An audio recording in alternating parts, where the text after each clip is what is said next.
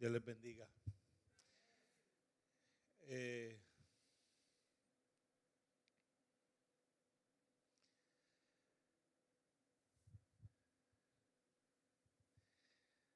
Yo llevo pastoreando,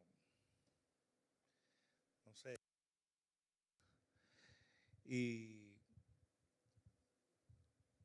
siempre hay cosas que uno lucha con ellas, ¿no? Y yo quiero que nosotros lleguemos a la cena del Señor y para tomar la cena del Señor yo creo que nosotros necesitamos que la presencia de Dios hable a nuestra vida en cada momento, y cuando recordamos su sacrificio tenemos que estar muy atentos a que lo que estamos haciendo es un acto no que acostumbramos a hacer, sino es un acto de algo que es importante para nosotros. Y por mucho tiempo en la iglesia que pastoreaba en Puerto Rico, por 24 años, llegó un momento en que yo vi que se había convertido en algo que lo hacíamos solo por hacerlo, porque era normal, porque era parte de la liturgia cristiana. Entonces tomé una decisión una vez. Decidí que no íbamos a dar la Santa Cena todos los meses, que la íbamos a dar 3 veces al año. Y en ese proceso de dar la cena 3 veces al año, esto fue lo que hicimos. La íbamos a dar el domingo de resurrección, la íbamos a dar un domingo en agosto a mitad del año cuando la gente regresaba de vacaciones y demás, y le íbamos a dar en la época de acción de gracia para nosotros dar gracias al Señor con la Santa Cena. Esto comenzó a suceder. La gente empezó a anhelar y a desear que la cena fuera más frecuente. La gente empezó a extrañarla, empezó a desear que se diera de nuevo. Así que a los 2 años de estar haciendo eso, aumentamos la frecuencia. Ahora la hacíamos 4 veces en el año. Añadimos una. Y 4 veces en el año la gente continuaba anhelando tener el deseo de la Santa Cena. Esto pasó en ese periodo de tiempo. Cada vez que íbamos a hacer la Santa Cena, hacíamos todo un evento especial, porque Jesucristo había muerto y resucitado por nosotros y teníamos que celebrarlo. Así que eso hizo que a la gente le encantara tanto la Santa Cena, que entonces todo el mundo anhelaba y pedía que se hiciera la Santa Cena. Así que al tercer año después de ese periodo de tiempo, hacíamos la Santa Cena un mes sí y un mes no. Escuche esto. Jesucristo murió en la cruz del Calvario porque nosotros deberíamos haber muerto allí. Y no morimos allí porque Él murió por nosotros. Él resucitó de entre los muertos y va a preparar lugar y viene a buscarnos. Y Él nos dice a nosotros que cada vez que tomamos la cena del Señor, la muerte del Señor, anunciamos hasta que Él venga. No es un acto protocolar. No es algo que acostumbramos a hacer. Es una celebración y un recordatorio del más grande sacrificio que alguien hizo por nosotros en la historia de la humanidad. El Hijo de Dios se hizo hombre, murió en la cruz, resucitó para que tú y yo podamos tener vida eterna. De esa manera yo quiero que hagamos entonces la cena del Señor en la mañana de hoy. Y yo voy a pedir que mientras usted vaya pasando a coger los elementos de la cena, y usted obviamente este lado pasa por aquí, regresa, este lado pasa por acá, regresa. Yo quiero que usted pase al frente y coja los elementos de la cena, coja su pan y coja su copa. Y cuando usted coja el pan, la copa y vaya de regreso a su silla, yo quiero que usted esté, gracias. Cuando usted coja el pan y coja la copa, y vaya de regreso a su silla, yo quiero que mientras usted vaya caminando, vaya orando y diciendo al Señor, Señor, gracias, porque yo camino a mi silla, pero tú caminaste a la cruz. Gracias por tu perdón. Lo hacemos así, ¿le parece? Yo voy a hacer una oración y cuando ya acabe la oración, comiencen a pasar, cogen los elementos, regresan a su silla, mientras van a su silla le dice, gracias Señor, porque yo voy camino a mi silla, porque tú fuiste camino a la cruz. Gracias por tu perdón. Y cuando llega a su silla, se queda en pie. ¿Ok? Señor, no es un protocolo nada más. No es parte del servicio. Es la celebración de recordar que tú moriste en la cruz del Calvario en nuestro lugar para que nosotros podamos tener vida eterna. Ayúdanos, Señor, a celebrarlo hoy dignamente, reconociendo que este es el cuerpo y la sangre que tú derramaste en la cruz del Calvario. Y mientras venimos a recoger los elementos y regresamos agradecidos a nuestra silla, permite que tu Espíritu Santo de una manera especial esté paseándose en este lugar y bendiciendo nuestras vidas de una manera única, diferente. Y que al nosotros tomar los elementos de una manera especial, tu presencia esté tocando nuestras vidas de manera individual a cada uno de nosotros. Lo pedimos con todo nuestro corazón. En el nombre poderoso de Cristo Jesús. Amén y gracias. Pueden pasar. Y mientras usted vaya pasando a recoger el elemento, permítame recordarle cómo es que comenzó esto de la Santa Cena. Dice que la noche que el Señor fue entregado, tomó pan. Y habiendo dado gracias, lo partió y dijo, tomad, comed, este es mi cuerpo que por vosotros es partido. Haced esto todas veces que lo comieres en memoria de mí. Asimismo, tomó también la copa diciendo, esta copa es el nuevo pacto en mi sangre. Hacer esto todas las veces que la bebieres en memoria de mí.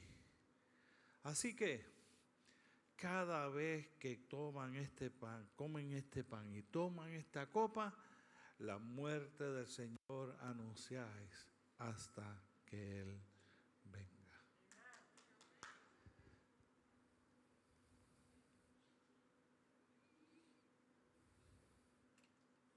Gloria a tu nombre, Jesús.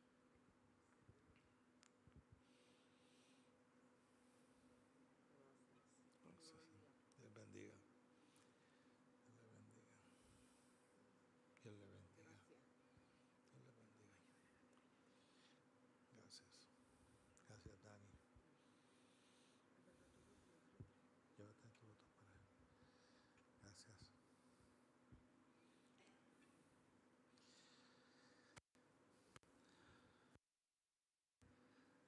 Ahora que tienes el pan en la mano, esto enseña la palabra del Señor. Que el cuerpo del Señor fue molido por nuestros pecados y el castigo de nuestra paz fue sobre Él. Y por sus llagas somos nosotros curados. Así que yo te voy a pedir en esta mañana que si tú viniste con alguna enfermedad, algún familiar con enfermedad, que mientras tú comes el pan, tú pidas sanidad para ti o para ese familiar o para ese ser querido. Y mientras tú estás comiendo del pan, ora en tu mente pidiendo sanidad. Y mientras tú comes y oras por sanidad, yo voy a orar para que el poder de Dios se manifieste sobre tu cuerpo. Y si estás enfermo, reciba sanidad de parte del Señor sobre tu vida. Él es soberano, Él hace las cosas como quiere, pero yo creo que Dios sana. Y si tú crees, cuando comamos el pan, comamos creyendo que Él está haciendo que por sus llagas estamos siendo curados. Comamos todos del pan.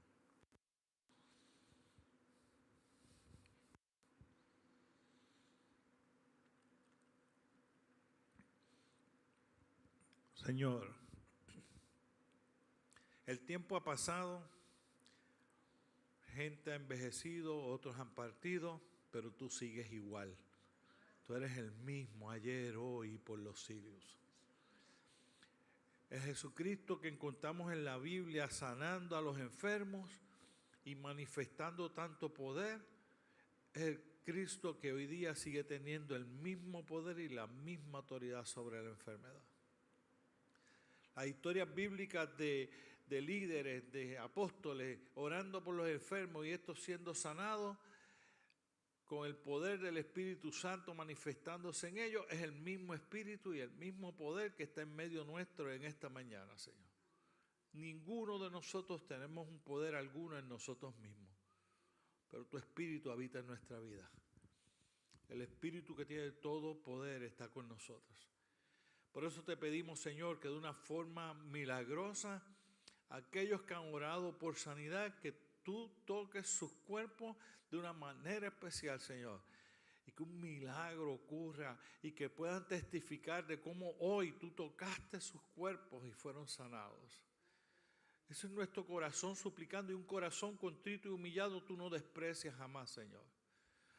Señor, que te pedimos que hoy nosotros podamos celebrar no solo tu sacrificio, sino la sanidad que has hecho en nuestros cuerpos. En el nombre poderoso de Cristo Jesús. Amén y amén. Asimismo tomó la copa después de haber cenado. Y esta copa es un nuevo pacto en su sangre. Nosotros creemos, Él nos perdona. La sangre de Cristo limpia de todo pecado. Hay poder en la sangre de Cristo, dice la palabra de Dios. Y yo quiero que tú levantes la copa y hagas como si estuvieras brindando con el Señor en la mañana de hoy. Y le digas, Señor, yo también pacto contigo. Reconozco mis fallas. Reconozco mis pecados. Te pido perdón y recibo tu perdón. Santifica mi vida. En el nombre de Jesús. Amén. Tomemos todos la copa.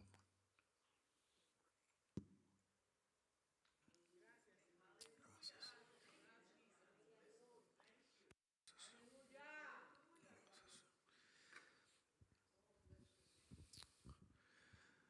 Señor, gracias.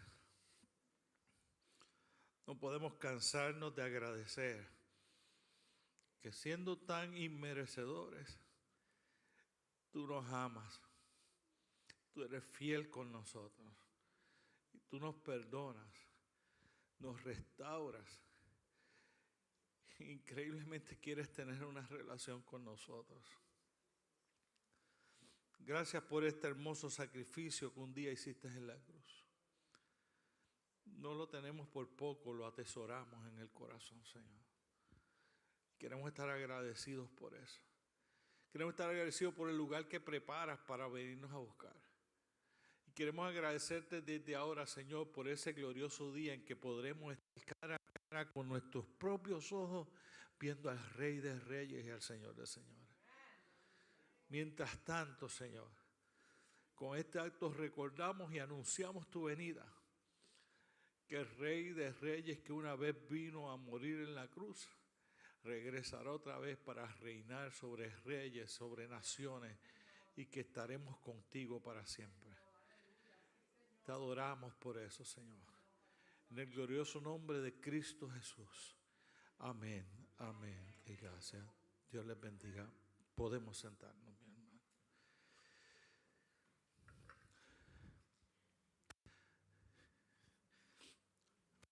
Entonces, Señor, tu nombre es bendito para siempre. No sé si tengo un stand para poder predicar por aquí, donde siempre hay uno de música, pero dime, aquel mira. Cualquiera. Aquel puede ser, si no, está bien. En la que ya está estirado, mira. Te hemos dado como 15 órdenes, perdona.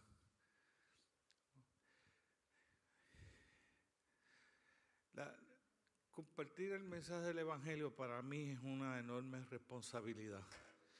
Yo no sé cuántas veces yo he predicado. Lo mismo me pasa cada vez que voy a predicar. Estoy sumamente nervioso, sumamente entusiasmado por poder compartir su palabra, pero consciente de una gran responsabilidad. Dios le trajo aquí a este lugar porque quiere decirle algo. Y yo tengo la gran responsabilidad de tratar de llevar el mensaje que Dios quiere para usted. Eso no es cualquier cosa, es una gran responsabilidad. Así que me pongo nervioso, pero yo estoy nervioso hoy por otra cosa adicional. Quiero contarle mi historia. Tony, esto no está en el bosquejo, esto me pasó esta mañana después que todo estaba listo. Pero yo no sé si todos los varones son iguales.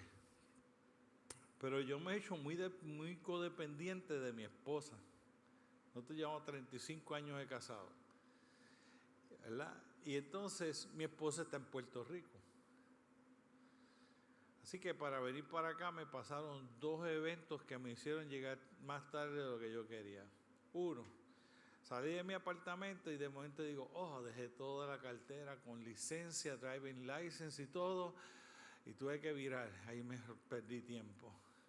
Si mi esposo hubiese estado, me hubiese dicho, ¿tienes los celulares? ¿Tienes la cartera? ¿Tienes esto? Y no se me hubiese quedado. Pero como ella no está, allá se quedó la cartera y tuve que virar. Así que llamé, que voy a llegar tarde, etcétera. Me pasó lo segundo. Como yo viajo a tantas iglesias, puse mi GPS y arranqué para Nueva York y me dice, llega a cierta hora. Yo estaba contento, voy a ir por ahí, voy a avanzar, que sé yo, que eso cuánto. Cuando salgo, como ya he venido tantas veces a Nueva York, yo no lo conozco, pero hay áreas que paso frecuentemente y yo dije, esto me parece que yo voy camino a la 107. Ahí fue que me di cuenta, ya ahí después de haber pasado el túnel, que yo había puesto Second Avenue.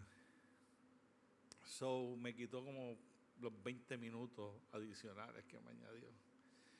Si mi esposo hubiese estado, me hubiese dicho, ¿estás seguro que estás para la 107? ¿Estás seguro que escogiste la que...? Pero como mi esposo no está, pues puse la dirección que no era. Así que me puse todo nervioso porque honestamente llegó un momento en que dije, Dios mío, Señor, no voy a llegar. Pero el Señor me permitió estar aquí. Así que Él sí tiene un propósito porque me permitió llegar. Así que ahora me siento con más nerviosismo y más responsabilidad porque si no hubiese querido que yo fuera, hubiese evitado que llegara. Así que reciba el mensaje de hoy como que Dios tiene algo para usted, algo que quiere compartir, algo especial que Él tiene para ustedes.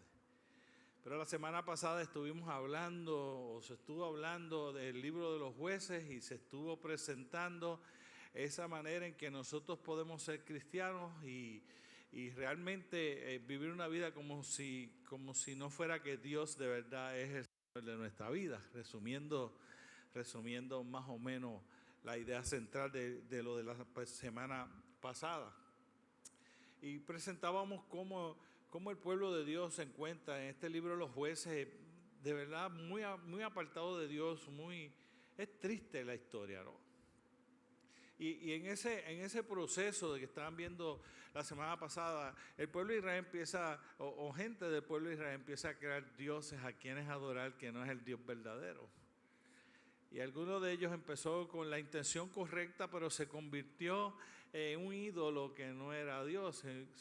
Se creó un ídolo con la idea de adorar al verdadero Dios y acabó siendo un ídolo que en sí mismo era un Dios. Y en esa historia nos estamos encontrando cuando llegamos a los últimos 2 capítulos del libro de los jueces.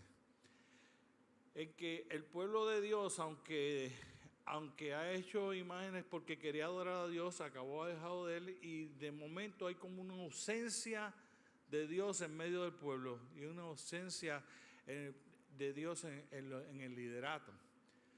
Entonces, en Jueces capítulo 19, en Jueces capítulo 21, El versículo 25, donde acaba el libro, termina diciendo lo mismo que dice en Jueces capítulo 17, versículo 16.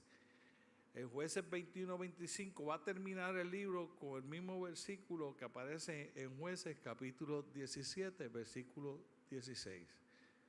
Y dice, en estos días no había rey en Israel. Cada uno hacía lo que bien le parecía. Cada uno hacía lo que bien le parecía.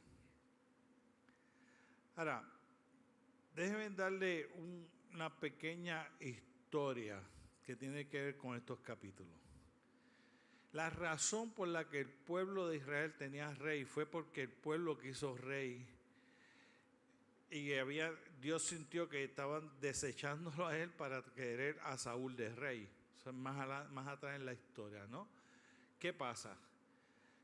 Cuando Dios instituye a David como el primer rey y cuando Dios empieza a trabajar con lo de los reyes, ese rey era la representación de Dios.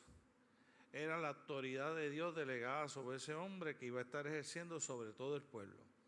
Así que cuando aquí dice que no había rey en Israel, no solo es la ausencia de un rey, es la ausencia de la autoridad de Dios en el pueblo. Es Dios ausente en un pueblo que está decidiendo hacer todas las cosas de la manera en que ellos crean que las deben hacer, como ellos crean establecer sus propias normas, como ellos quieran, porque no hay la presencia de la autoridad de Dios, es una ausencia de la presencia de Dios en ese lugar. Ese es el contexto de la historia de estos últimos 4 capítulos que aparecen en el libro de los Jueces. Y por eso yo le llamo el mensaje ausencia. Lo que sucede es que yo no sé a cuántos de ustedes le ha pasado esto con un hijo. A mí me pasó con mi hija Nara. Mi hija Nara es de este tipo de personas que puede estar sentada en una silla todo un día sin decir una sola palabra. Es la contraparte de mi hijo. Mi hijo puede estar sentado en una silla y no callarse en todo el día. Mi hija se puede sentar en una silla y ahí puede estar todo el día y no hablar nada. Honestamente, puede pasar 8 horas y ella no decir una palabra. Es ese tipo de persona. Pero ella es un adulto ya. Pero esto ocurrió cuando yo estaba en 2º grado. Y yo llego al salón y toco la puerta y le digo a la maestra, y me dice, sí, papá. Y yo digo, vengo a buscar a Nara. Y la maestra me dice, Nara no vino hoy. No me asusté, ¿cómo que Nara no vino hoy? Y yo hago así, miro y digo, sí, mire Nara allí sentada. Y la maestra se vira y mira y dice, adiós, Nara vino hoy. Sí, yo la traje. Me dijo, papá, perdone, pero Nara no ha dicho una sola palabra hoy. Ausencia no necesariamente es que no haya alguien presente, es que esa persona presente pase desapercibida también. Cuando nosotros hablamos de la ausencia de Dios en este periodo de tiempo, no es que Dios no está allí, es que no, su presencia allí le parece ausente a todos los que están. Es un Dios que aunque sí está en todo lugar, pareciera que no está. La decisión de no estar no es de Él, porque Él está, como la hija mía está allí. Quien no percibe la presencia de mi hija es la maestra. No es que ella no esté. Y no es que Dios no está cuando nosotros hablamos de ausencia. Es que en ocasiones nosotros somos los que no podemos percibir la presencia de Dios y dejamos a Dios y actuamos como si Dios no estuviese en ese lugar. Eso es lo que está pasando en el libro de los Jueces. Eso es lo que pasa muchas veces en nuestras vidas, eso es lo que pasa muchas veces en nuestras iglesias, eso es lo que pasa muchas veces en la sociedad, eso es lo que pasa muchas veces en el mundo entero. Un Dios que desea estar presente, pero pasa desapercibido alrededor de la gente que está. Y cuando nosotros echamos a Dios a un lado, o nosotros empezamos a experimentar una ausencia de Dios, aunque Él esté allí, pero para nosotros es como si no estuviera. Cuando la sociedad y nosotros, en este caso el pueblo, la sociedad, nosotros experimentamos la ausencia de Dios, hay dos cosas que comienzan a suceder inmediatamente, que es las que queremos profundizar. La primera es, los que son más fuertes empiezan a oprimir a los más débiles. Esa es la historia de estos últimos capítulos en la Biblia. La historia de una mujer que va, es comprada, la trae, vienen los de la tribu de Benjamín y quieren tener con el hombre que llegó, ¿no? Y entonces ellos dicen, no, pues cojan a la mujer y le dan a la mujer y ellos violan a la mujer, castigan a la mujer, maltratan a la mujer, la devuelven para atrás. Cuando abre la puerta y cae, ella cae muerta. Y es la frágil mujer, la débil mujer, la que es abusada, maltratada, destruida y muerta. Cuando Dios no está presente en la vida de la sociedad y de la gente, los débiles pagan más el precio porque los más fuertes los oprimen.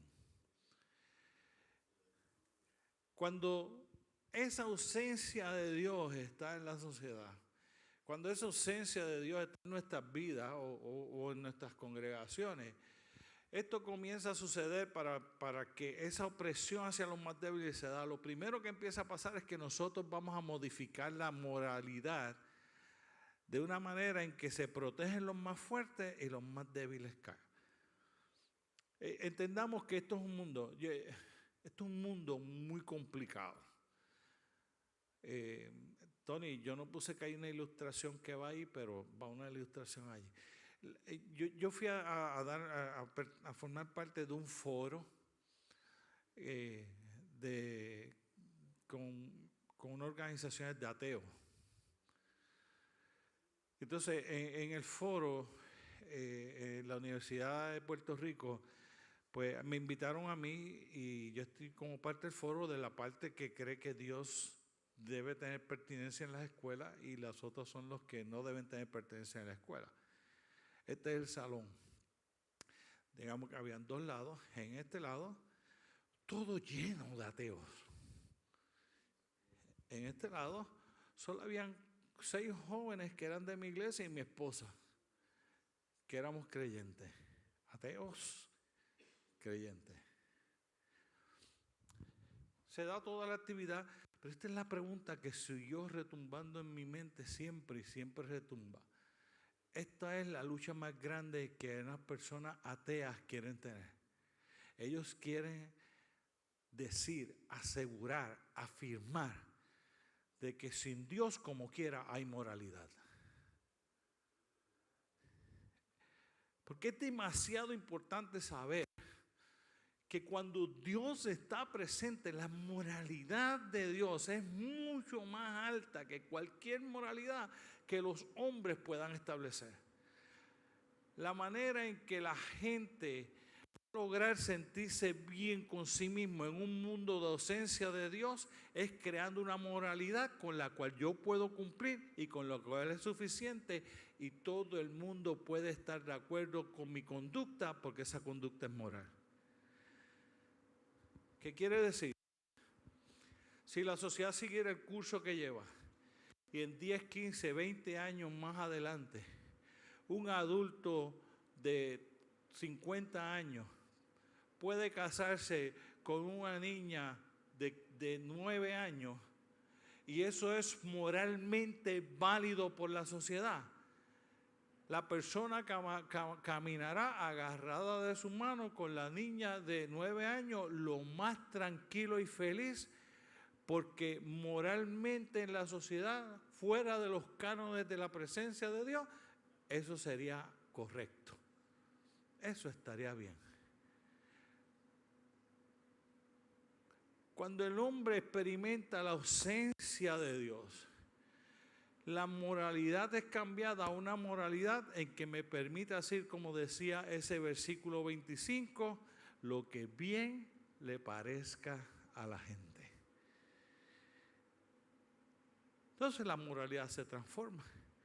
Una vez de la moralidad transformada, el que más poder o más fuerza tenga puede decidir hacer lo que dé la gana porque está bien. No estaría mal. La moralidad está hecha para que ellos puedan hacerlo. Así que si toda una sociedad se muere de hambre, no hay problema con eso, porque la moralidad dice que cada cual debería luchar lo suficiente para salir adelante. No está mal que el pobre no sea atendido. Entonces eso nos levanta la pregunta muy grande. Entonces, ¿cómo mostramos insensibilidad hacia los débiles cuando la ausencia de Dios está presente? No solo se cambia la moralidad y eso va a hacer que los fuertes opriman a los débiles, sino que se genera una insensibilidad hacia el débil. Eso es lo que está pasando. Por eso cogieron a esta mujer y le dijeron, cógela a ella porque ella era la débil. Por eso ellos abusaron y maltrataron de ella, porque ellos se sintieron fuertes. Cuando usted mira eso, entonces la pregunta que van haciendo es ¿por qué entonces nosotros vamos a perder tenemos esa insensibilidad hacia los débiles? Cuando la ausencia de Dios está en el medio del pueblo, la insensibilidad por los pobres, por los débiles, se incrementa. Entonces, ¿cuáles pueden ser algunos de los débiles? Sería la pregunta. Bueno, aquí en Estados Unidos aplican los inmigrantes. Un inmigrante, yo no estoy hablando ni a favor ni en contra que valga la aclaración de política.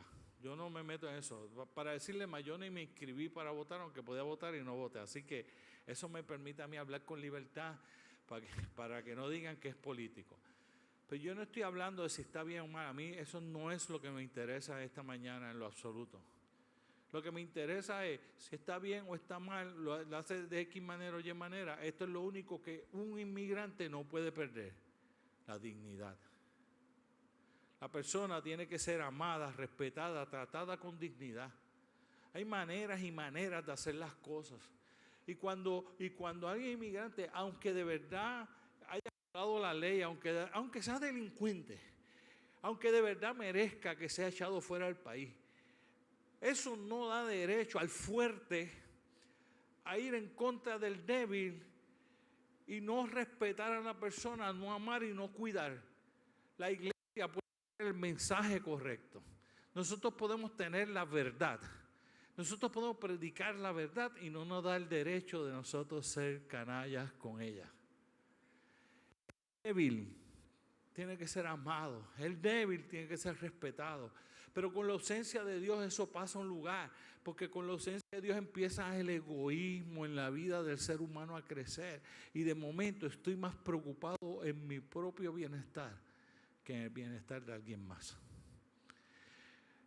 Otros que hoy día son aquellos que son los débiles. Son aquellos que no han nacido, que no tienen la capacidad de poder sacar un grito del vientre de la madre que diga, déjame vivir. Es el resultado de una sociedad sin Dios, donde las madres pierden las esperanzas porque hay personas que deciden acudir a abortos no porque sean malas personas. Es porque se ven solos y desesperados, sin esperanza en qué voy a hacer yo si este niño sale. Lo peor que le puede pasar a ese niño es que yo sea su mamá. Y dentro de esa desesperanza acuden a que la vida de ese niño nunca se haga una realidad en este mundo en que nosotros vivimos. Pero a veces el egoísmo social, el derecho mío, el yo querer, el establecer si eso ya no desagrada a Dios, y si no desagrada a Dios, pues lo podemos hacer. Es volver a redescribir, a redefinir la moralidad, a redefinir lo que es correcto. Y nos encontramos en una sociedad donde de verdad pareciera ser que el versículo de Jueces, capítulo 21, versículo 25, fue escrito mirando a la sociedad de hoy. Y en estos días del 2026 no hay rey en Israel, cada cual hace como bien le parezca. Cuando usted mira esa realidad de que los no nacidos son gente que no pueden defenderse, pero que la palabra del Señor en el Salmo 139, en el versículo 13 y 14, habla de ellos y dice: porque tú formaste mis entrañas, tú me hiciste en el vientre de mi madre. Te alabaré porque formidable y maravillosas son tus obras. Estoy maravillado y mi alma lo sabe muy bien. Y el salmista está hablando de que la experiencia de la presencia de Dios y la obra de Dios en la vida de él no viene a ser parte de su vida en el momento en que salió en el vientre de su madre, sino mientras estaba en él. Pero cuando Dios está ausente en la norma de comportarse en la sociedad, el ser humano, los no nacidos son parte de los pobres que son controlados o que son oprimidos por los más débiles. Los no creyentes, aquellos que no tienen a Jesucristo en el corazón, son parte de los más débiles. Aquellos que no tienen al Espíritu Santo con ellos para acompañarles. Aquellos que no tienen la autoridad y el poder de Dios para enfrentar este mundo tan hostil en que nosotros vivimos. Aquellos que no caminan agarrados de la mano de Dios y acompañados con Él para decirle: cuidado, ahí no, haz esto o aquello. Son débiles comparados con los que tenemos a Cristo en nuestro corazón. Nosotros tenemos la ventaja del Dios que pelea las batallas por nosotros. Ellos no. Nosotros tenemos toda autoridad que proviene de Dios. Ellos no. Nosotros tenemos el Espíritu Santo en nosotros, que dice la palabra del Señor que no es un espíritu de cobardía, sino de poder y de dominio propio. Ellos no. Los que no tienen a Jesucristo en el corazón no tienen vida eterna. Nosotros sí.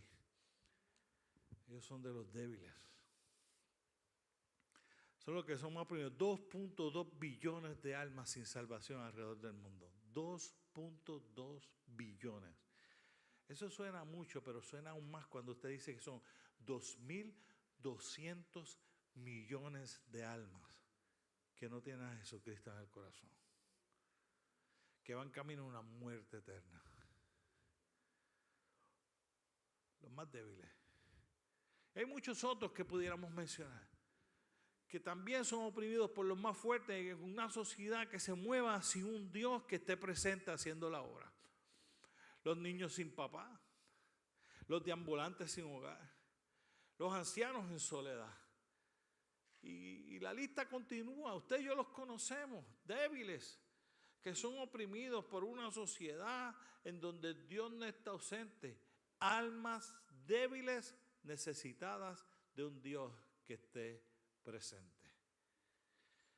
Almas débiles necesitadas de un Dios que esté presente. Lo segundo que sucede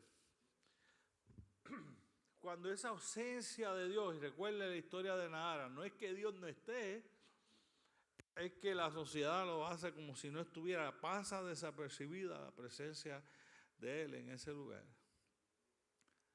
La segunda es que la gente empieza a vivir sin esperanza o viven en desesperanza. Yo no sé cuántos de ustedes han tenido algún periodo en su vida en que ustedes han perdido la esperanza. Pero eso es lo más terrible del mundo. Antes de yo aceptar a Jesucristo en mi corazón, a mí me gusta escribir muchas cosas. Antes de yo aceptar a Jesucristo en mi corazón, yo era muy jovencito. Y de jovencito empecé a escribir cosas, escribí un ensayo de la soledad. Y cuando yo escribí el ensayo, mi hermana lo leyó y mi hermana empezó a llorar porque mi hermana pensaba que yo me iba a quitar la vida.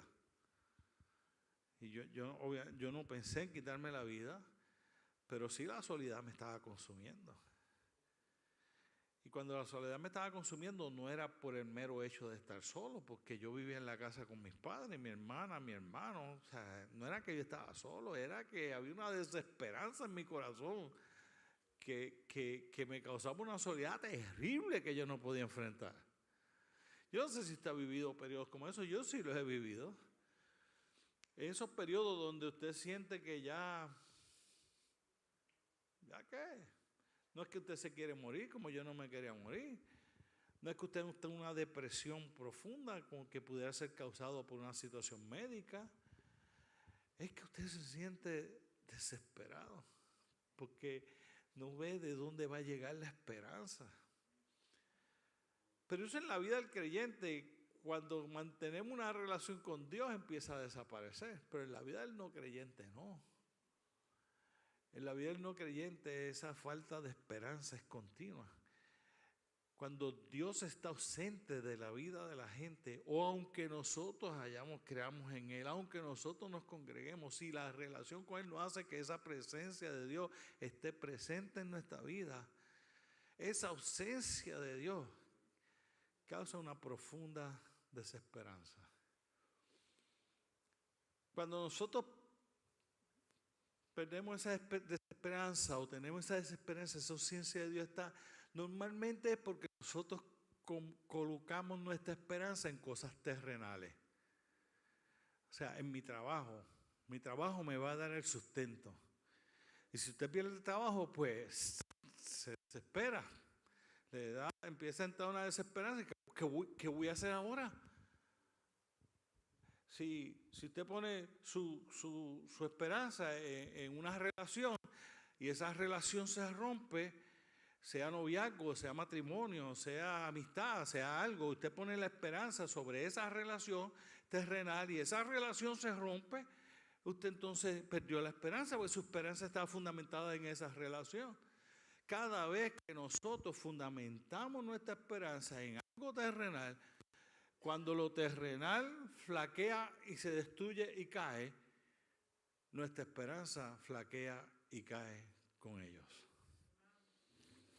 Aquí en la historia que estamos en Jueces capítulo 18, versículo 24, dice de la siguiente manera: y él respondió, tomasteis los dioses que yo hice y al sacerdote y te vas, ¿qué más me queda?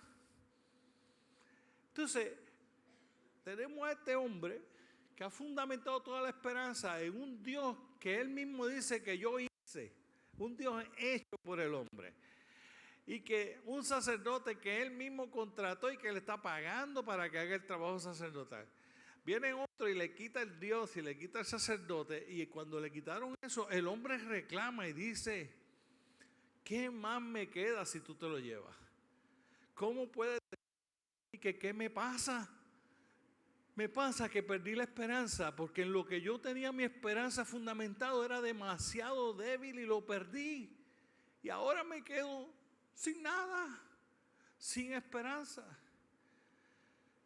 En esta sociedad en que nosotros vivimos, cuando Dios está ausente de la vida del ser humano, vuelve a pasar lo mismo. Quizás no con un Dios hecho de mano, pero quizás sí con el logro de una profesión que obtuve. Y pongo toda mi esperanza en la profesión que obtuve, en el trabajo que tengo, en la persona que me acompaña, en el amigo que anda a mi lado, y no mi esperanza puesta en el Dios verdadero.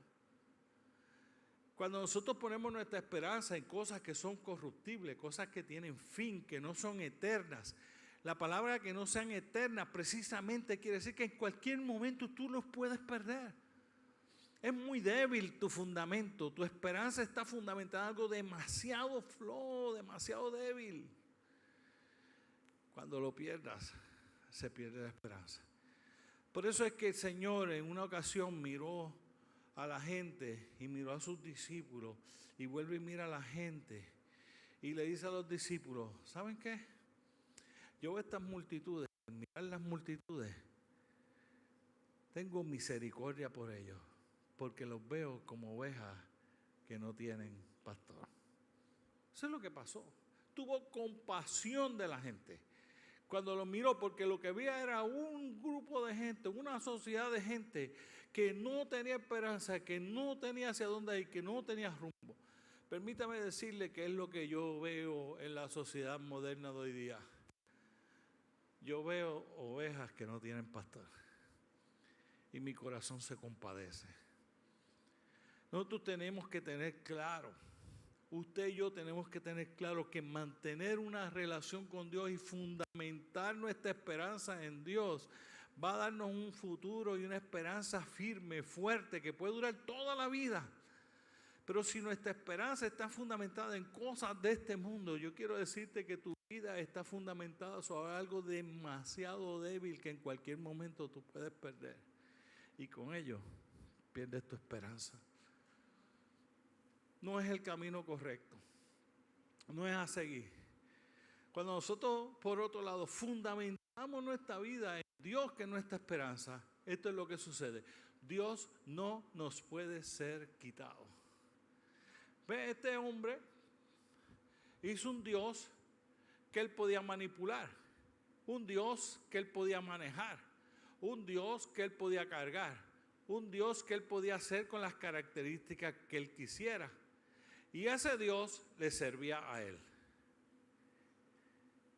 El Dios al que nosotros servimos, al que nosotros queremos que su presencia esté presente en nuestra vida, en nuestra familia, en esta congregación, en esta sociedad, en este mundo entero, es el Dios que nosotros no podemos formarlo porque Él es demasiado grande y Él es demasiado santo. Es el Dios que nosotros no podemos manipular porque es el Dios que todo lo sabe y el Dios que todo lo puede. No es el Dios que nosotros podemos manipular, porque es el Dios que estaba desde antes de nosotros nacer, estará después que nosotros no estemos, porque Él es eterno y no es un Dios que tiene fin. El Dios en quien nosotros podemos poner su esperanza, si su presencia no se sienta ausente en medio de nosotros, en medio de tu vida, en medio de tu familia, en medio de nuestra iglesia, en medio de nuestra comunidad, en medio de nuestra sociedad, en medio del mundo entero, es cuando ese Dios que es Jehová de los ejércitos está presente y su presencia está con nosotros, no nos puede ser quitado. Lo segundo que no puede pasar con ese Dios es que lo podamos perder. No es un Dios que, no sé dónde puse mi cartera yo esta mañana. No es un Dios de, un UPS con una dirección equivocada. Es un Dios que no tiene errores. Es un Dios que no tiene limitaciones. Es un Dios que está presente en todo lugar. Es un Dios que nunca te va a abandonar, pero tampoco es un Dios que alguien te lo puede quitar, como en esta historia.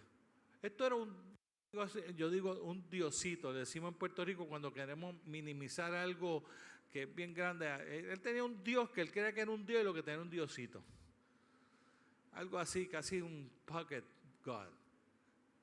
Que puedo cogerlo y puedo llevármelo donde yo quiera y ponerlo y decirle, ¿sabes qué? Bendíceme hoy. ¿Sabes qué? Yo quiero esto, dámelo. ¿Sabes qué? Yo voy para allá, protégeme. Y todo lo que esperamos de ese simple Dios es que ese Dios haga lo que nosotros queremos que Él haga para nosotros. Este Dios, el Dios Jehová de los ejércitos, cuya presencia esté con nosotros, es un Dios que Él nos dice a nosotros qué hacer, que Él sabe lo que nos conviene, que Él sabe a dónde nos debe dirigir, que Él sabe que nosotros necesita darnos, que Él conoce nuestras interioridades. No es un Dios limitado a que es un Dios tan pequeño que yo puedo hacer con Él lo que yo quiera. Es un Dios demasiado grande que a mí no me queda otra cosa que rendirme a Él, porque Él es más grande y más poderoso y más capaz que yo.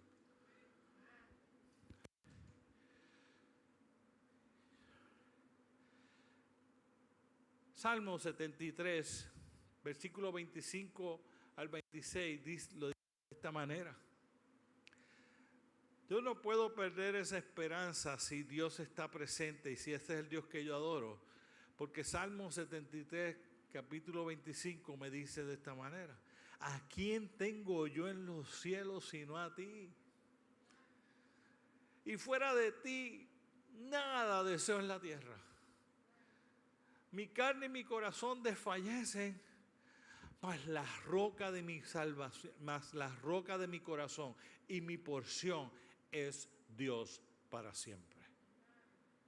¿Ves? No es fundamental nuestra esperanza en cosas de este mundo, en cosas terrenales. Es fundamental nuestra esperanza en el Dios omnipotente, omnipresente, que todo lo cree, que todo lo sabe, que todo lo ve y que tiene todo poder para que nuestra vida siga adelante, aún en medio de la aflicción. Porque tu corazón lo tiene a Él como la roca fuerte sobre la cual tu esperanza está fundamentada. Lamentablemente, este libro de los jueces, en el capítulo 21, es de estas películas que cuando acaba a usted no le gusta el final. A los otros días yo vi una película y cuando la película acaba dije, qué porquería. Pero yo había estado sentado toda la película porque la película estaba buenísima, buenísima. Yo me la disfruté, la estoy disfrutando. De momento, ¡pum!, se acabó con un final porquería. Y como el final fue porquería para mí, dije, porquería película, perdí aquí hora y pico de mi vida. ¿Sí? ¿A usted le ha pasado eso? Eso es lo peor, ¿verdad? Cuando usted lee este libro de los jueces, pareciera ser que usted está esperando que ahora es que Dios va a hacer algo, Dios se va a aparecer como el héroe de la película y ¡guau!, conquistó todo y todo cambió de momento y ahora todo va lleno de esperanza, todo va lleno de bien. Pero el último versículo fue el que leímos. En el último versículo, el pueblo seguía igual que en el capítulo 17. No había causado mella en ellos todo lo que había sucedido, todas las historias que ustedes han visto, han estado discutiendo durante estos meses, esta semana. Y el versículo fue el mismo. En esos días no había rey en Israel y cada uno hacía lo que le parecía. ¡Puf! Los créditos, se acabó la película.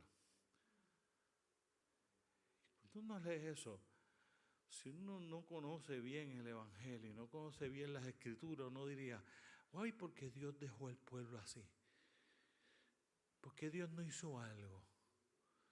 ¿Por qué Dios no podía hacer algo allí en un pueblo que Él no está presente para ellos? ¿A quién le va a hacer caso?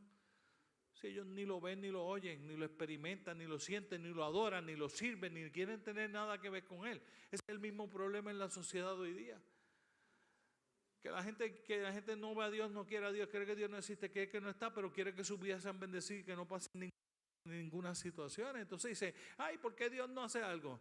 Es que cada vez que Dios ha hecho algo, la última vez que trató de hacer algo, tomando en consideración al hombre para ser igual que Él, acabó crucificado en una cruz.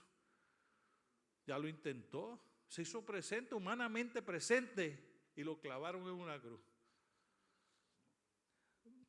Si no quiere la gente una relación con Dios, Dios no puede hacer nada con ellos. Así que Dios no hizo nada con esta gente. Pero el libro de Ruth está escrito en la misma época. El libro de Ruth es otra historia que está sucediendo como tras bastidores, como que Dios obrando, porque no está presente para ese grupo de gente de Israel, pero está presente para Ruth y Noemí. Y en el libro de Ruth a crear una situación diferente.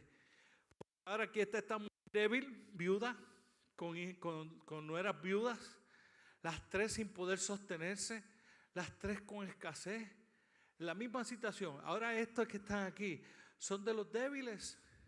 Tres mujeres de las débiles. En la época en que la mujer no trabajaba, no devengaba salario, dependía completamente de su marido. Los tres maridos murieron. Ni ella, ni su nuera, ni la otra nuera podían hacer nada para sostenerla. Empiezan el camino, una de ellas se quita a mitad del camino, la otra, Ruth, le dice, yo voy a estar contigo todo el resto de mi vida, y tu Dios será mi Dios, y tu pueblo será mi pueblo. Y sigue andando. En el camino de Ruth, Dios puso a vos. Misma época. Mismo Dios, mismo pueblo, diferentes resultados. Aquí están estas agarradas de la esperanza de Dios. Aquí está esta mujer agarrada de que Dios tendrá cuidado. Dios, tu Dios será mi Dios. Jehová de los ejércitos será mi Dios. Nosotros fundamentaremos nuestra esperanza en ese Dios y nosotros vamos a salir adelante. Así que estas mujeres llegaron y Dios provee a vos. Y ella se casa con vos. Y humanamente hablando, todo lo que necesitaban para satisfacer sus necesidades quedó resuelto. Pero ese no era el plan de Dios principal. El plan de Dios es que de esa mujer y de ese hombre, en la misma época, nace la descendencia de David. Y de la descendencia de David nace el Mesías, el Hijo de Dios. Y de la descendencia de Ruth, de esa misma época, nace la descendencia del Salvador de la humanidad. En el mismo tiempo, mientras parece que Dios no está presente, aunque estaba ausente para esas historias del libro de los jueces, estaba presente en el medio del pueblo. Y aquellos que hicieron de ese Dios su Dios, Dios le dio la salida. Dios les dio la esperanza.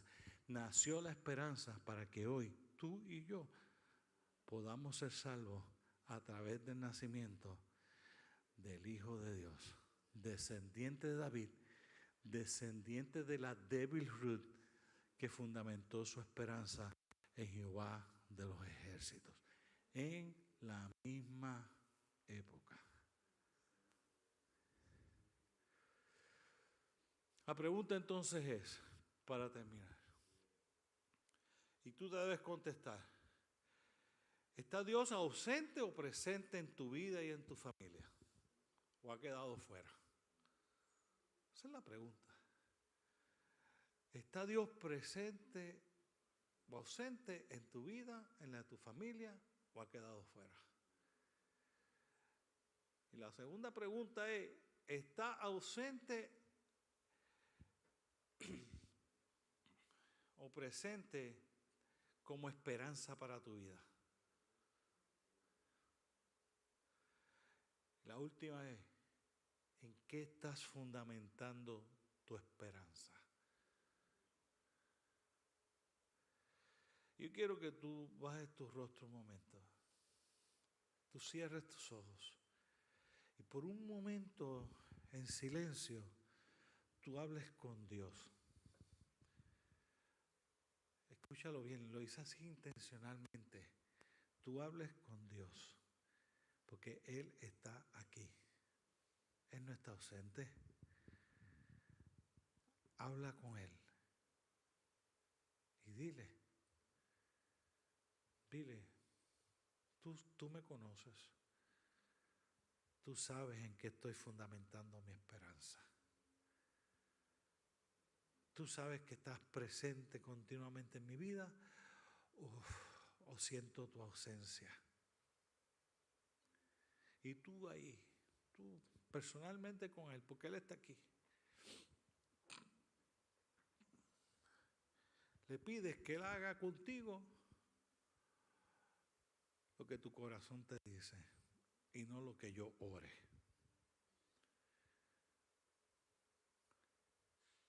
Y hablas con Él.